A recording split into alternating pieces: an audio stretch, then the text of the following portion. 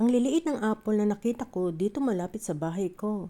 Ayan, pinitas ko ang 6 na piraso para ipakita sa inyo. Ang cute, diba? Meron palang ganitong apple. For the first time akong nakakita ng ganitong kaliit. Wow, so cute. Oh, panoorin nyo na lang ang video na ito.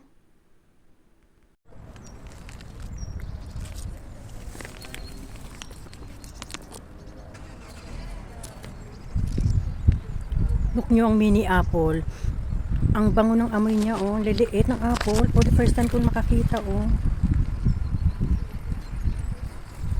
Mini siya. Ang daming bunga.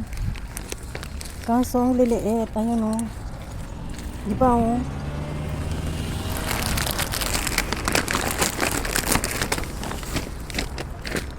Tignan natin, ha, guys, oh. Tingnan nyo. Apple. Ang liit, oh. Ang daming bunga. Oh, tingnan nyo, guys. Ayan. I think it's apple to, eh. Pero ang liliit niya, oh. Ang daming bunga, guys, oh.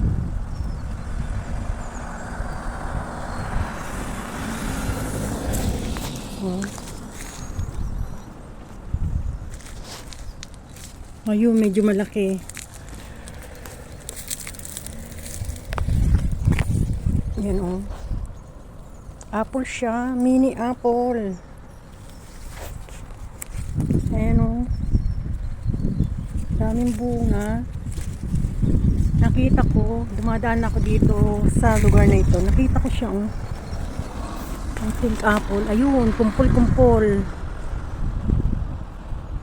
Ayan, oh, kumpul-kumpul na apple. Mini siya, guys. Ang liit niya. Daming bunga. Pero kaliliit.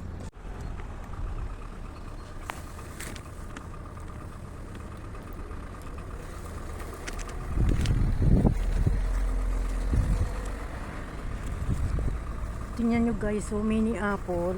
Ang dami niyang bunga.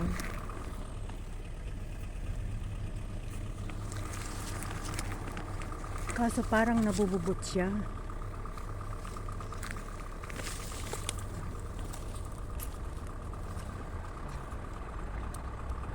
Kita nyo yung mini apple? Grabe, ang daming bunga. Ayun, hanggang taas.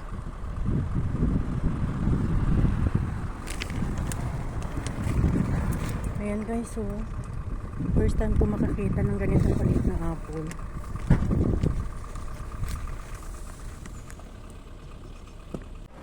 Tatlong puno ng apple ang nakita ko dito malapit sa bahay ko. Naglalakad ako dahil may binili ako. Then nakita ko parang kakaiba ito. Yung pala apple tree.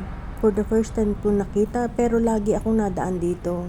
At nakita ko na may bunga siya na super dami. Sobrang cute ng apple na ito dahil super liit talaga. Grabe, marami akong nakitang apple dito pero malalaki naman ang bunga niya. Ito talaga, mini na talaga. Super liit. Parang ang sarap kainin. Babalikan ko ang puno na ito kung lalaki siya. Kaya abangan natin sa susunod na aking video. Dahil talagang super dami ng bunga ng puno na ito.